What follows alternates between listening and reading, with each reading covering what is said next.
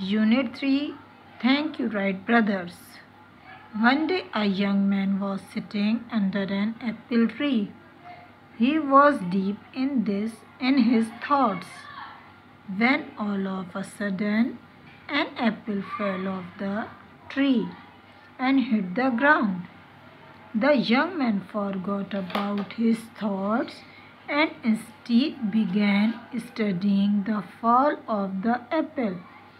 Why did the apple fall down to the ground?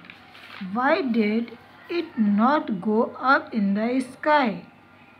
Why is it so that whenever anything is thrown up, it always comes down to the ground?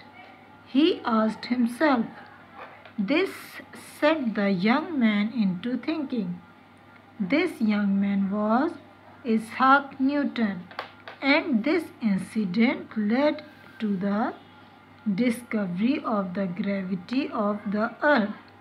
Newton was only 23 when he made this amazing discovery. Isaac Newton was born in 1642 in England. He spent his childhood with his grandmother. Little Isaac was extremely intelligent and creative. He used to make mechanical toys for himself.